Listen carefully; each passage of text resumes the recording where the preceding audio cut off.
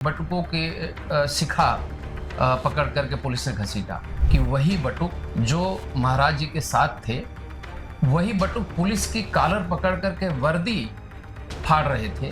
वहां पर बग्घी के साथ स्नान करने की जिद करना क्या ये बाल हट नहीं था? उनके अंदर वो जो एक नेता बनने का जो क्रम था, तो उनका वो भाव कभी कभी हिलोरे मारने लगता है। माघ मेले में आपने भी देखा होगा कि शंकराचार्य जी धरने बैठ गए थे, स्नान नहीं किए, बिना स्नान किए लौट आए। और एक वीडियो भी वायरल हो रहा था जिसमें पुलिस, यूपी पुलिस ने उनके जो संत थे, उनके जो बटुक थे, उनको जो है घसीट कर मारा पीटा। वो वीडियो वायरल हुआ था।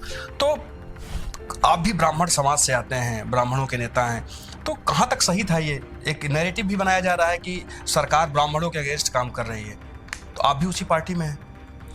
ये पहली बात तो आपके इस प्रश्न को मैं नेगेट करता हूँ कि मुझे ब्राह्मण के तौर पर स्थापित करना उचित नहीं है। मुझे समाज के एक सेवक के तौर पर देखा जाए तो ज़्यादा बेहतर होगा। रही बात कि माघ मेले में जो घटना घटी, उसको मैंने फेसबुक पर भी अपने पेज पर मैंने लिखा भी था कि भाई, अगर वहाँ पर हमारी सभी आदरणीय श्रद्धेय, हमारी आराध्य वे पीठें, जहाँ के शंकराचार्य जो पूज्य हैं, आराध्य हैं, उन लोगों ने बिल्कुल अनुशासन और प्रशासन को सहयोग करते हुए स्नान किया और किसी भी तरीके की अव्यवस्था वहाँ पर नहीं हुई थी, तो आखिर हमारे बद्रिकाश्रम के ज्योतिर्मय पीठ के शंकराचार्य जी, वो भी भले ही मुकदमे से शंकराचार्य बने हैं, हो सकता है वो विवाद से शंकराचार्य बने हैं, लेकिन अगर पीठ पर विराजमान हैं तो उनके प्रति भी मेरे मन में सम्मान और श्रद्धा है। लेकिन क्या जरूरत थी कि जहां पर प्रशासन कह रहा था कि महाराज जी 50 कदम आगे चल करके, 50 कदम मीटर चल करके आप स्नान कर लें, वहां पर बग्घी के साथ स्नान करने की जिद करना क्या ये बाल हट नहीं था? मुझे तो लगता है कि ये बाल हट जैसा था। और उसमें जैसे कहा गया कि बटुकों के शिखा पकड़ करके पुलिस ने घसीटा, ये भी तो आप वीडियो को गौर से देखें कि वही बटुक जो महाराज जी के साथ थे, वही बटुक पुलिस की कॉलर पकड़ करके वर्दी फाड़ रहे थे। तो आखिर पुलिस अपने बचाव में क्या करती? वहां पर अनुशासन को मेंटेन करने के लिए अगर उनको उठा कर ना ले जाती तो कैसे करती? और उस वक्त जितने संयम का प्रयोग पुलिस प्रशासन ने किया था, अगर आत्मसंयम न रखा होता तो वहां पर निश्चित तौर पर, मेरा मन कहता है, मैं दुनिया के बारे में नहीं जानता, लेकिन महाराज जी जिस पृष्ठभूमि से आते हैं, मैं लिख चुका हूँ कि छात्र नेता बनने के उपक्रम में वो भी थे। और संपूर्णानंद संस्कृत विश्वविद्यालय में वो पूरी तरीके से छात्र नेता के तौर पर स्थापित होने के लिए प्रयासरत थे। ये मैंने अपनी आंखों से देखा है। लेकिन वो उनके अंदर वो जो एक नेता बनने का जो क्रम था, वो जो एक भावना थी, उस वक्त वो कांग्रेस के बैनर के नीचे बहुत सक्रिय रहते थे, तो उनका वो भाव कभी कभी हिलोरे मारने लगता है और लगता है कि अगर कहीं अव्यवस्था फैला देंगे और तो सरकार प्रश्न के घेरे में आ जाएगी, मुख्यमंत्री जी के विरुद्ध एक नैरेटिव सेट करने का मौका मिल जाएगा। लेकिन मैं कहना चाहता हूँ, महाराज जी से भी कहना चाहता हूँ उनके प्रति बहुत ही आदर भाव के साथ कि महाराज जी, आपने माननीय मुख्यमंत्री जी को ये कहा है कि 40 दिन के अंदर वो अपने को सिद्ध करें कि वो हिंदू हैं। ये प्रश्न मुझे नहीं लगता कि ये आपके मुख से शोभा देता है।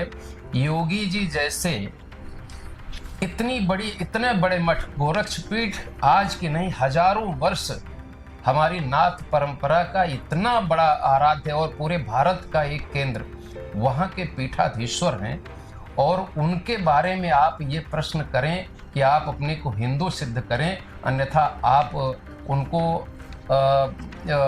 अहिंदू या गैर संप्रदाय का घोषित कर देंगे।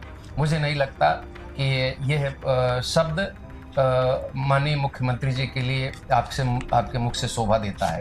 सच ये है कि आप अभी बद्रिकाश्रम पीठ पर आप आसीन हैं, ये सौभाग्य का विषय है, लेकिन अगर न्यायालय से फैसला हो जाता और आप वहाँ के सर्वमान्य सर्वस्वीकार्य शंकराचार्य घोषित होते तो हम लोगों को और गर्व महसूस होगा। शंकराचार्य से भी तो सबूत मांगा गया था कि आप शंकराचार्य होने का प्रमाण दीजिए।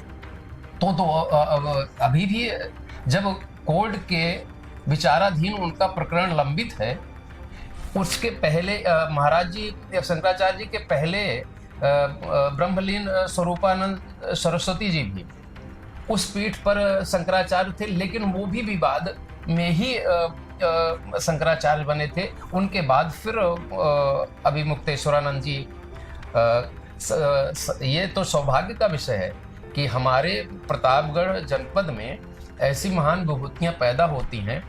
अगर देखा जाए तो धर्म सम्राट करपात्री जी महाराज, और जिन्होंने योग को और कथा को और कृष्ण प्रेम को जिन्होंने शिखर तक पहुंचाया, विदेशों तक पहुंचाया, कृपालु जी महाराज मनगढ़ और अन्य वृंदावन से लेकर मथुरा और जहाँ जहाँ पर उन्होंने एक भव्य स्वरूप दिया अपने भक्तों के लिए।